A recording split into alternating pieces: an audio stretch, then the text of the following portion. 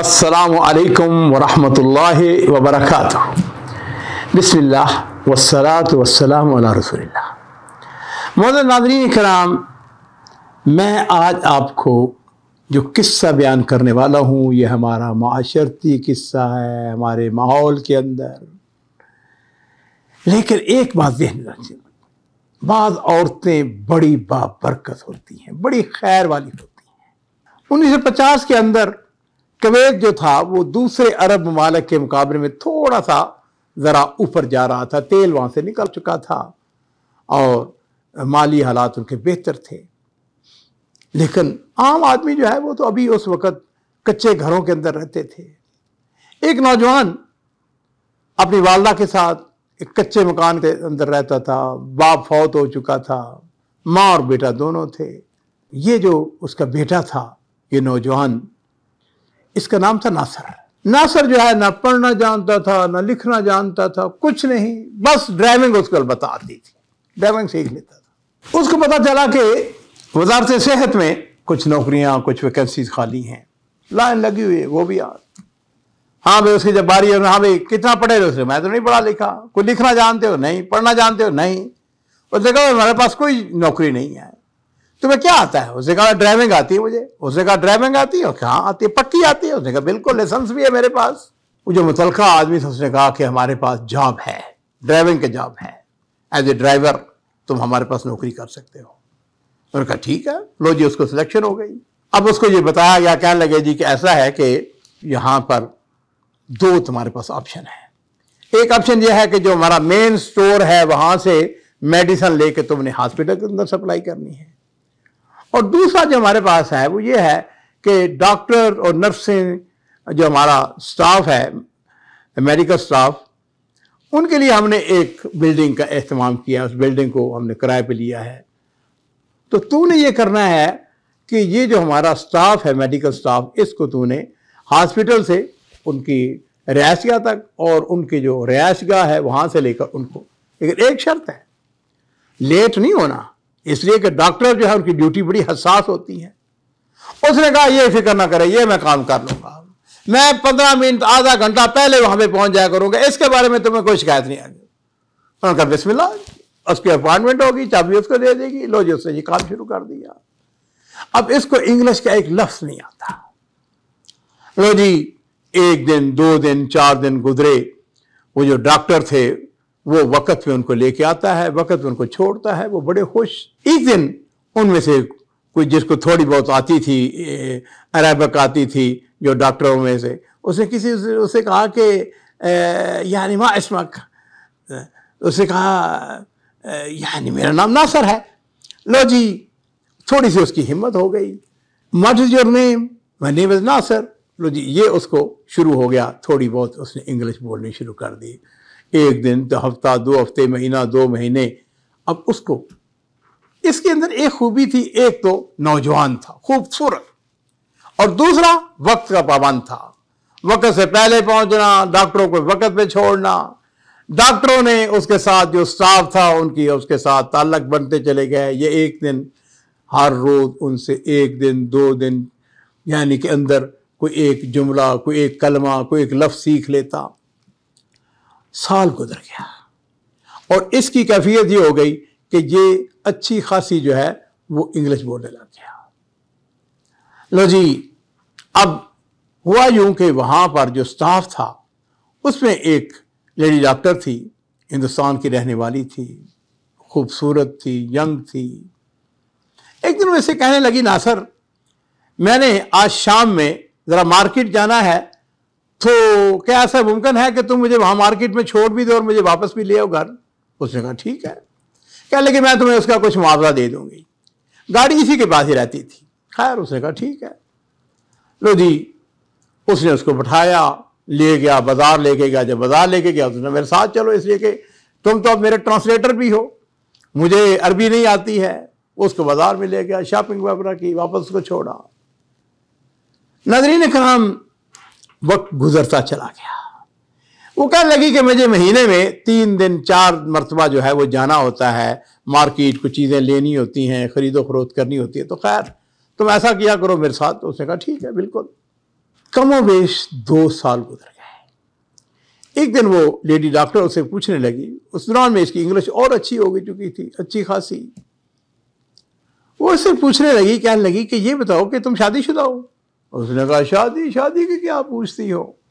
شادی کے میں تو ایک عام سا موظف ہوں، ڈرائیور ہوں، ہاں جی، میرے پاس اتنے پیسے بھی نہیں ہیں، ہم کچے مکان کے اندر رہتے ہیں اپنی والدہ کے ساتھ۔ میں نے ہاں سوچا ضرور ہے شادی کے بارے میں، لیکن میں پیسے جمع کر رہا ہوں، میں نے ماں کو ہر مہینے پیسے دیتا ہوں، وہ پیسے اکٹھے کرتی جا رہی ہے، 2-4 سال کے بعد جب پیسے اکٹھے ہوں گے تو میں شادی ضرور کروں گا۔ ناظرین کرام، ایک سٹیپ آگے، اور وہ کیا ہوا؟ اس نے کہا کہ کیا خیال ہے میں نے تم سے شادی کر؟ اس نے کہا تو مجھ سے شادی کرے گی؟ تو ڈاکٹر ہے جی، اور میں بالکل ان پڑھ، جسے نہ لکھنا آتا ہے نہ پڑھنا آتا ہے۔ اس نے کہا ہاں تم مرد نہیں ہو، میں نے تمہارے اندر جو کچھ خوبیاں دیکھی ہیں وہ یہ ہے کہ میں تمہاری طرف تو دیکھتی تھی، تو میرے طرف نہیں دیکھتا تھا۔ تمہارا اخلاقیات میں نے دیکھا، تمہارا معاملہ، اس دوران 3 سال ہو چکے ہیں تم ہمارے پاس کام کر رہے ہو، ہاسپٹل کے اندر ڈاکٹروں کو لانا، ان کو چھوڑنا۔ اس نے کہا بات تو اچھی ہے، لیکن میری والدہ ہے، میں نے اپنی والدہ سے پوچھنا ہے۔ اس نے کہا ٹھیک ہے پوچھو۔ لو جی، وہ اپنی والدہ کے پاس چلا گیا، جا کے والدہ سے کہا اماں تیرا نہیں جی چاہتا کہ میرے بچے ہوں، بچوں کے ساتھ تو کھیلے؟ اس نے کہا برکت صاحب میں تو چاہتی ہوں، کب وقت آئے، میں تمہارے خالہ کی بیٹی ہے، ماموں کی بیٹی ہے، فلاں کی بیٹی ہے، میں وہ لوگ بھی تمہاری طرف دیکھ رہے ہیں، میں ان کی طرف دیکھ رہی ہوں، کب تم ہاں کرو۔ اس نے کہا اماں میں نے شادی ضرور کروانی ہے، لیکن یہاں نہیں جہاں تم چاہتی ہو۔ اس نے کہا پھر کہاں کرانا چاہتے ہو؟ اس نے کہا کہ میں ایک ڈاکٹر کے ساتھ، انڈین ہے وہ ڈاکٹر، اس کے ساتھ میں شادی کرانا چاہتا ہوں۔ اس نے آہستہ آہستہ کر کے اس کو راضی کر لیا۔ اس کے بعد چلا گیا لیڈ ڈاکٹر کو، جا کے کہنے لگا کہ میری ماں نے اوکے کر دیا ہے، وہ موافق ہے۔ اس نے کہا تیری ماں تو موافق ہو گئی ہے، لیکن میرا باپ اور میری ماں، ان سے تو میں نے نہیں پوچھا، میں نے ان سے پوچھنا ہے۔ اس نے کہا ٹھیک ہے پوچھو۔ اس نے کہا لیکن میں نے تمہیں ایک بات نہیں بتائی۔ اس نے کہا بتاؤ۔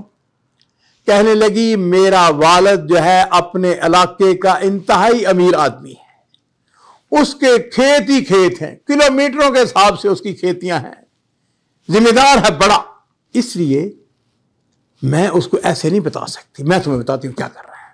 اس نے کہا کیا کروں؟ اس نے کہا تم کویتی ہو نا؟ اس نے کہا میں کویتی ہوں۔ اس نے کہا ایسا کرو کہ سجل تجاری نکالو۔ سجل تجاری، اس نے درخواست دے دی، سجل تجاری نکل آئی۔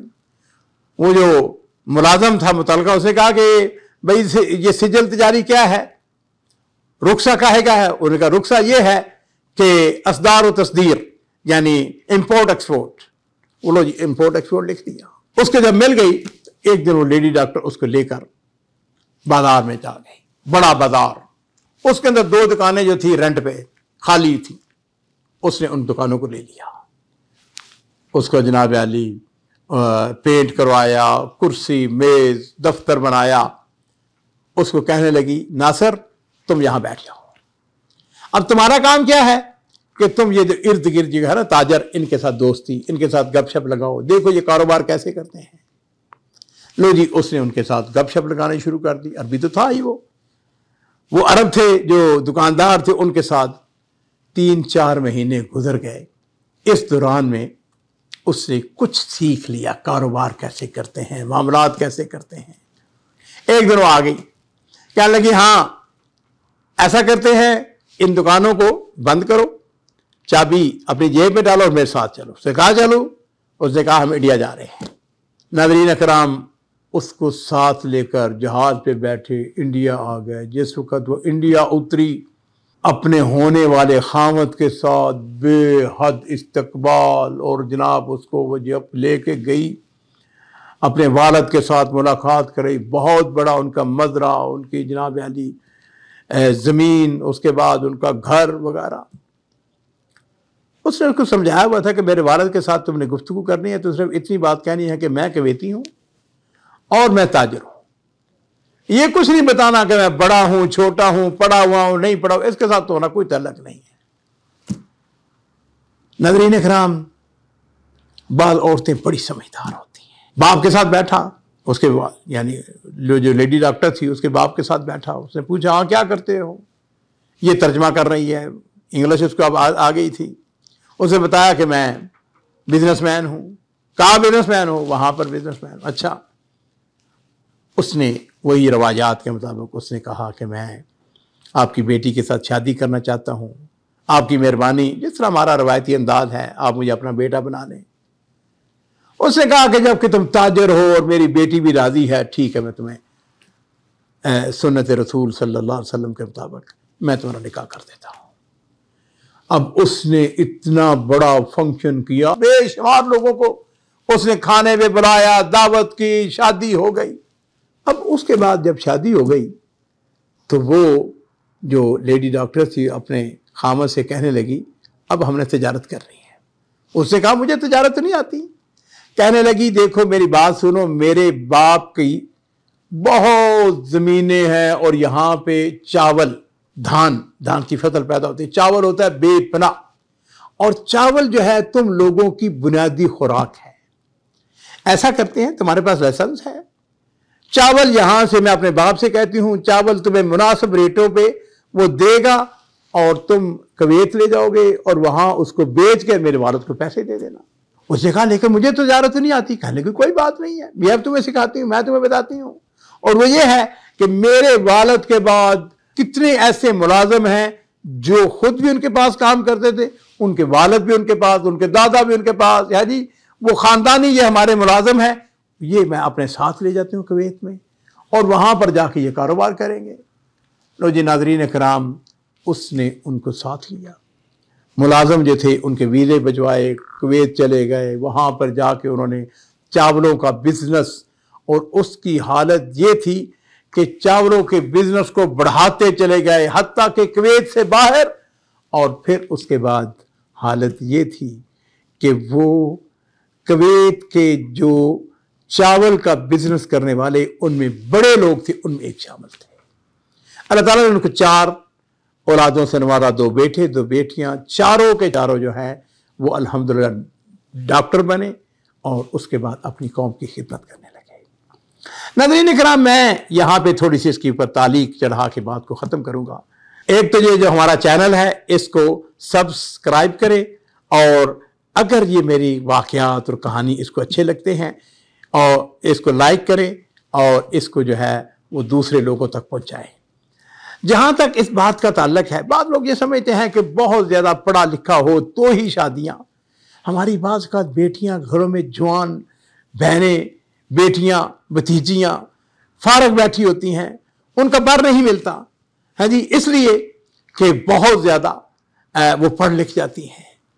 میں اپنے ناظرین سے کہوں گا ہمیں تھوڑا سا بعض اوقات اپنے سٹیپ نیچے لکھنے پڑیں گے. اس میں کوئی شبہ نہیں ہے. اخلاق, کردار, کنجوس نہ ہو. کچھ ایسی چیزیں ہیں اگر آپ دیکھتے ہیں, مال جو ہے وہ اللہ تعالیٰ کے پاس ہے. اللہ تعالیٰ جو ہے, اور میں یہ کہا کرتا ہوں جو آنے والی ہوتی ہے نا, جس کو لے کے اپنے گھر میں آتے ہیں, جس کو اپنی بہو بیٹی بنا کے لاتے ہیں, وہ اپنا رزق خود لے کے آتے ہیں.